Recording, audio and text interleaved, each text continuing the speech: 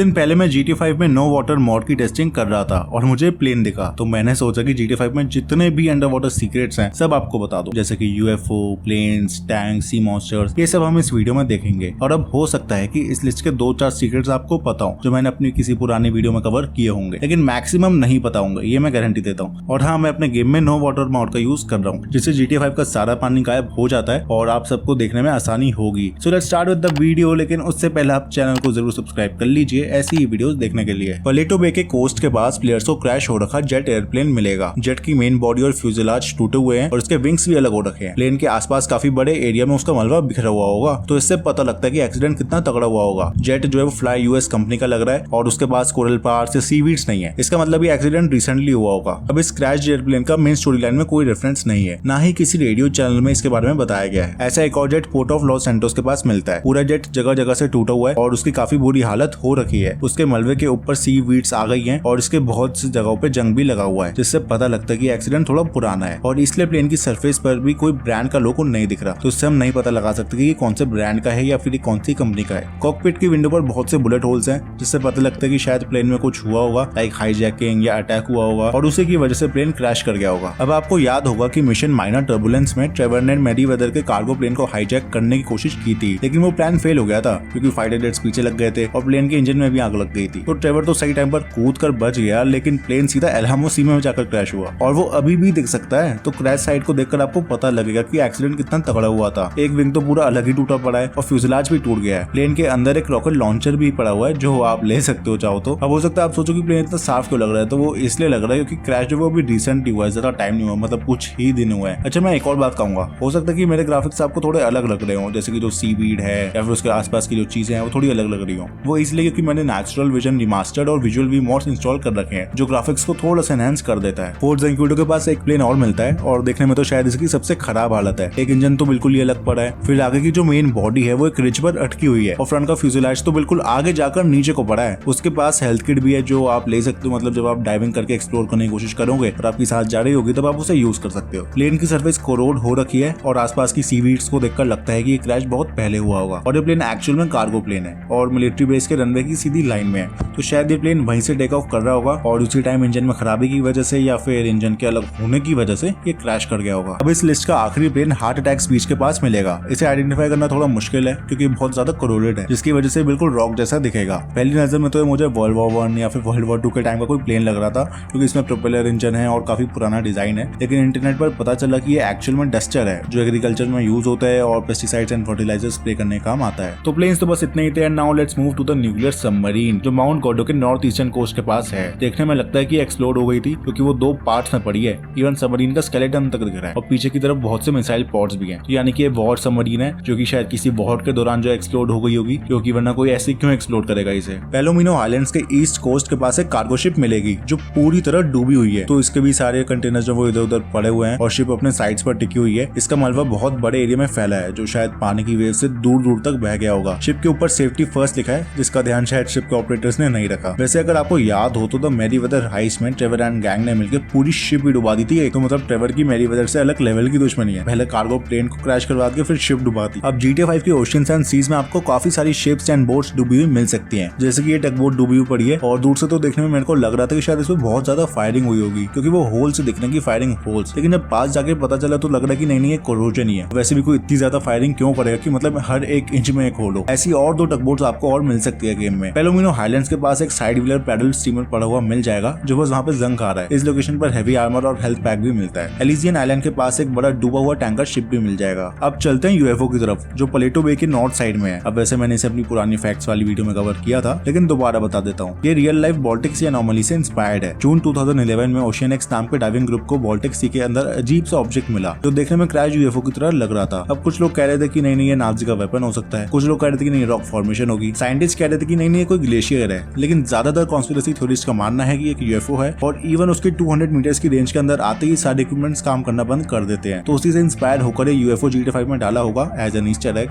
तो चुमाश के आपको एक स्ट्रक्चर मिलता है और इस स्ट्रक्चर को लेकर काफी कंफ्यूजन से चल रही है। बहुत से लोगों को लगता है कि ये जो टैंक जैसा स्ट्रक्चर बीच में बना हुआ है ये एक्चुअल में एक सबमरीन है, मतलब एक सबमर्सिबल है और मतलब इसको लेकर काफी कंफ्यूजन और एक मिथ भी है कि ये सबमरीन जो वो फ्रैंक मैथर्स की है। फ्रैंक मैथर GTA 5 में एबिगेल मैथर्स का हस्बैंड है और माइकल उसका मिशन मिशन कर सकता है। एबिगेल माइकल से फ्रैंक की सबमरीन के पार्ट्स ढूंढने को कहती है ताकि वो प्रूव कर सके कि फ्रैंक मर गया है और उसे लाइफ इंश्योरेंस के पैसे मिल सके। बेसिकली फ्रैंक जो है वो सबमरीन में बंद होकर मर गया था और जो उसकी वाइफ है एबिगेल वो माइकल से उस सबमरीन के पार्ट्स ढूंढने को कहती है ताकि वो प्रूव कर सके कि फ्रैंक मर गया है और वो लाइफ इंश्योरेंस के पैसे ले सके। और बाद में पता लगता है कि एक्चुअल में एबिगेल ने ही जान के फ्रैंक को मारा था ताकि उसे पैसे मिल सके। लेकिन जीटी कम्युनिटी के कुछ लोगों को लगता है कि जो टैंक जैसा स्ट्रक्चर है ये एक्चुअल में फ्रैंक की सबमरीन है। ऐसे मेरे को सही बताऊं सबमरीन कहीं से भी नहीं लग रही। कुछ लोगों को लगता है कि ये ऑयल जगह यानी कि यहाँ से ऑयल एक्सट्रैक्ट किया जाता होगा। यहाँ पे बहुत सारे पाइप्स हैं, काफी सारे स्ट्रक्चर्स हैं। वहाँ पे मेरे को एक बेस भी दिखा था जिसके ऊपर शायद कोई स्ट्रक्चर होगा जो अब गिर चुका है या फिर गिरा दिया गया होगा। तो मेरे को तो ऑयल ड्रिग ही लग रहा था कि यहाँ से ऑयल निकाला जाता होगा। अब एक और बंदा आया और उसने कहा कि ये शायद मरीन लाइफ को स्टडी करने के लिए स्ट्रक्चर बनाया गया है। पुराना एक और स्ट्रक्चर है एक्वेरियस रीफ में, ये उससे बहुत ज्यादा सिमिलर है, तो शायद यहाँ पे मरीन लाइफ को स्टडी किया जाता होगा। और मेरे को ये वाला पॉइंट काफी सही लग रहा है। खैर आपको क्या लगता है मेरे को बताना नीचे कमेंट्स में, मैं तो काफी कंफ्यूज हूँ इसके लेके। आप अपना ओपिनियन जरूर बताना। Now let's move to the hatch. इसके बारे में आपको शायद पता ही होगा। जब आप इस लोकेशन पर जाओगे तो हैच की लाइट ऑन हो जाएगी और वहां पर एक आवाज आ रही होगी।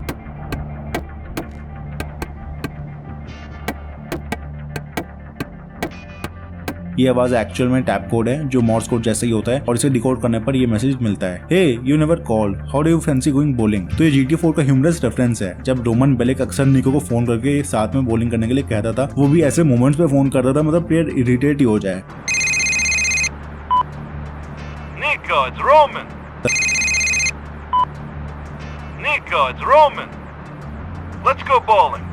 वैसे टीवी शो लॉस्ट का भी रेफरेंस हो सकता है क्योंकि टीवी शो लॉस्ट में एक हैच था जो कि अंडरग्राउंड स्टेशन का दरवाजा होता था। लेकिन इस गेम में इस हैच के अंदर ऐसा कुछ भी नहीं है। और टीवी शो में जो हैच है वो एक जंगल में होता था, लेकिन यहाँ पे अंडर वाटर है। फोर्ट ज़ेंक्यूडो के पास एक स्केलेटन मिलता है जो देखने में लगता है कि सी मॉन्स्टर का है। वो थोड़ा सा सी बेड में दबा हुआ है और उसकी लंबी टेल भी है। वैसे अभी प्रूव हो चुका है कि ये स्केलेटन हम्पबैक व्हेल का है जो कैलिफोर्निया कोस्ट पर आराम से मिल जाती है। ऐसे और भी स्केलेटन आपको GTA 5 में मिल जाएंगे। अंडर वाटर आपको और भी कुछ चीजें मिल जाती है जैसे की राइनो टैंक और कुछ जर्मन पैंजर 2, साथ ही कुछ मिलिट्री रिलेटेड व्हीकल्स हैं जैसे कि ट्रक्स और बैरक्स। ये सब इतना पास है तो इससे लगता है कि इन्हें इंटेंशनली यहाँ फेंका गया होगा। शायद ये ह्यूमन लैब्स के ब्रोकन डाउन व्हीकल्स होंगे जो अब काम के नहीं होंगे और इन्हें यहाँ पे फेंक दिया होगा। वैसे तो ये कहा जाता है कि आगे चल के जो कुछ मिसाइल्स और टॉर्पीडोज भी मिलते हैं। मुझे तो नहीं मिले, अगर आपको मिले तो मेरे को जरा कमेंट से बता देना। वैसे मैंने काफी ढूंढे थे लेकिन फिर भी नहीं मिले। अब बात करते हैं डेड बॉडी के बारे में जो सी फ्लोर पर पड़ी होगी। और ये GTA 5 के साइड मिशन मर्डर मिस्ट्री का पार्ट है। ये बस उनके लिए है जिन्होंने पहले PS3 या Xbox 360 पर GTA 5 खेला होगा। अब मैंने तो नहीं खेला इसलिए मेरे को डेड बॉडी नहीं मिली, तो मैं किसी और की फुटेज यूज करके आपको समझाता हूँ। तो ये फिल्म इंडस्ट्री से जुड़े किसी बंदे की मर्डर मिस्ट्री है जिसे सॉल्व करने के लिए आपको क्लूज ढूंढने पड़ते हैं। और ग्रेट चैपरेल की अबैंडन वाइन में आइजैक की बॉडी मिलती है। एड में पता लगता है कि फ्रेड क्विंची ने आइजैक का मर्डर किया था क्योंकि उनकी कोई डील थी जो उसने पूरी नहीं की और वो चाहता था कि मैं ये मूवी बनाऊं,